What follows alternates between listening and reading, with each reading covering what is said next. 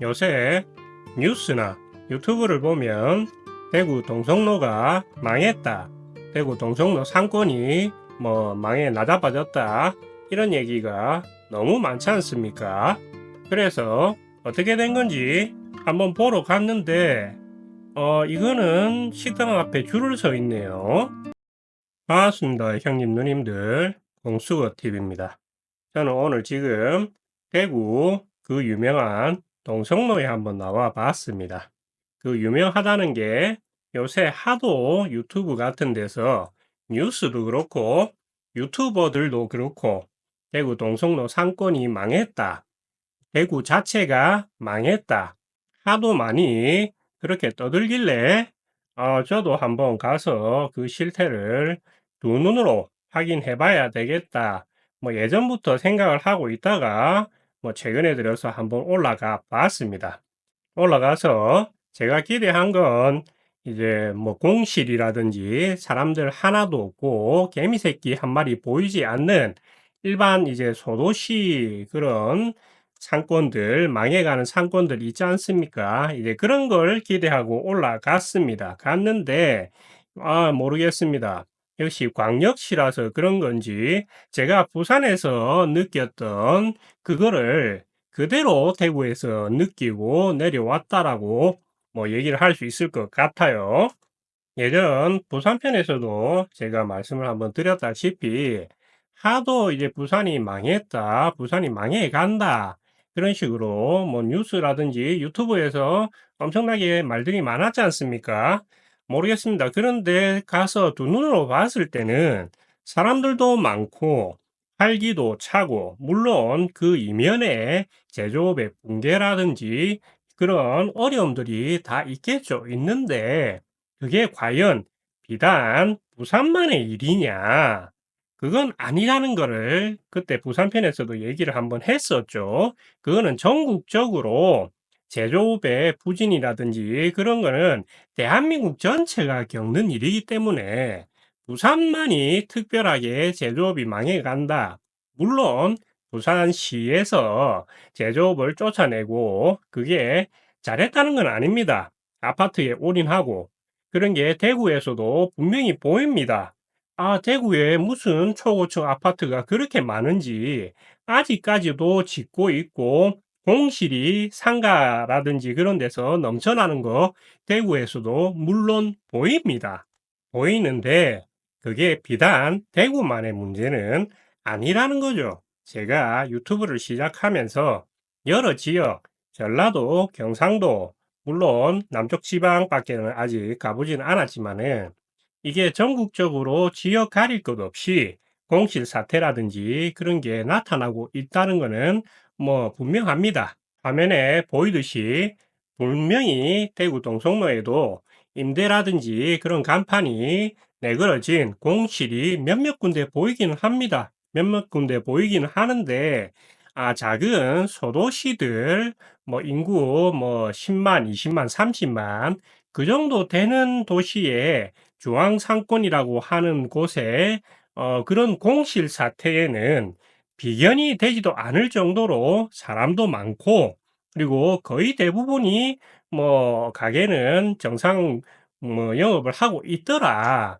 그러니까 이런 거를 보면은 대구나 부산이나 이게 물론 망해가는 거는 매 한 가지지만 일단 광역시라는 그 자체로 인구빨이 있기 때문에 아직까지는 그나마 살만해 보인다라는 게 이게 제가 보는 눈에서는 그렇습니다. 뒤로는 썩을지는 몰라도 앞으로 보이는 거는 소도시에서 이를 악물고 손가락질 할 필요는 없다고 보는 게 광역시 시점이거든요. 물론 대구 자체가 최저시급 문제라든지 그런 걸로 좀 돌려가기인가 하여튼 당하고 있는 것처럼은 보이긴 보이더라고요. 보이는데 다른 소도시 지방에서 그렇게 이를 악물고 깔 필요는 없어 보인다. 그냥 그 지역 걱정이나 하는 게 조금 나아 보인다라는 게 좀 제 눈으로는 그렇게 보입니다. 그렇긴 하네요. 오빠 말대로 지금 봤을 때는 사람도 많아 보이고, 물론 토요일 뭐 점심시간이라고는 하지만, 이렇게 사람이 많은 거는 광역시 말고 작은 소도시에서는 찾아볼 수가 없는 활기잖아요. 저희가 어디 뭐 촌동네에서 올라와 가지고 뭐 경제를 보는 눈 자체가 뭐 좀 우매해서 그런지는 모르겠지만 일단 너무 사람도 없고 망해가는 그런 소도시에서만 살다 보니까 이런 광역시 같은 데 올라오면은 아무리 뉴스나 유튜버들 사이에서 부산이 망해간다, 대구 동성로가 망해간다, 대구가 망해간다. 그렇게 얘기를 해도 막상 올라와서 보면은 체감이 느껴지지가 않습니다.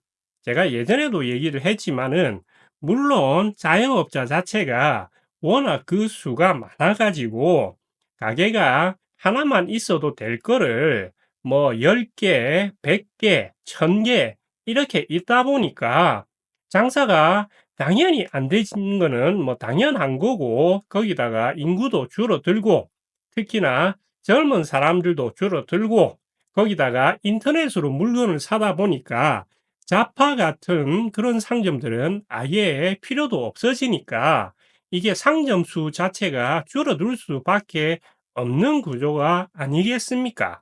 그러니까 오빠 말대로 1차적으로 자영업자 수가 너무 많다는 거잖아.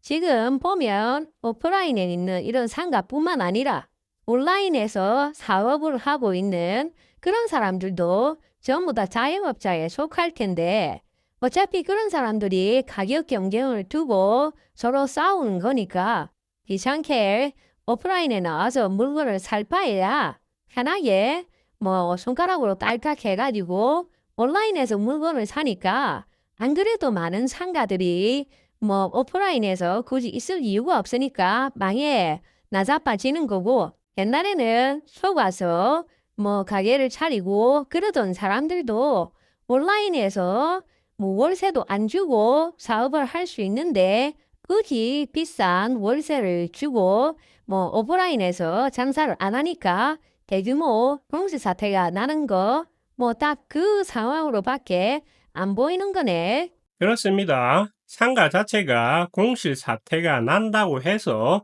그게 상권이 무너졌다라고 꼭 얘기를 할 수는 없을 것 같아요. 제가 봤을 때는 그걸 자체가 이제 망하는 게 분양을 받은 사람들이 망하는 거고, 뭐 신규 아파트라든지 그런데 상가 아파트 같은 경우에 그렇게 분양받은 사람들만 망하는 거죠.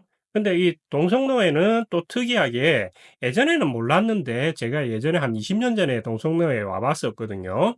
뭐 센트럴파크처럼 공원도 있고 그 위에 또 대관람차도 저렇게 만들어 놨더라고요. 참 신기하게 꾸며 놓은 것 같습니다. 아무튼 지금 트렌드 자체가 오프라인 상가에서는 어쩔 수 없이 몸으로 나가서 할 수밖에 없는 그런 상가들만 살아남는 거고 온라인에서 구매를 할 수 있는 것들은 거의 대부분이 뭐 이제 망하는 그런 수순으로 갈 수밖에 없는 거고 그게 상가가 없어진다고 해서 그 자체가 뭐 망하고 있다, 지역이 망하고 있다 라고는 볼 수 없을 것 같다는 생각은 듭니다. 물론 그 상가를 분양받은 사람들의 돈이 이제 사업 실패라든지 그렇게 되는 거기 때문에 돈이 묶이고 하다 보면은 그 지역 내 사람들이 돈이 돌지 않아서 이제 악순환에 빠질 수 있겠죠. 빠질 수 있겠는데 그거는 이게 언제까지 그렇게 상가를 계속해서 미친 듯이 공급을 할 수는 없는 일이지 않습니까?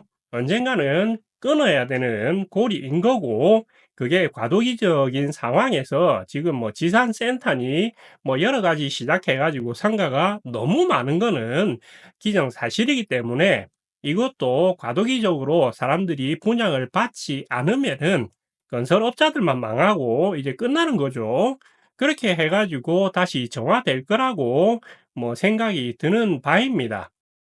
영상 시청해 주셔서 감사드리고 지금까지 공수거 TV였습니다. 구독과 좋아요 부탁드리겠습니다. 감사합니다, 여러분.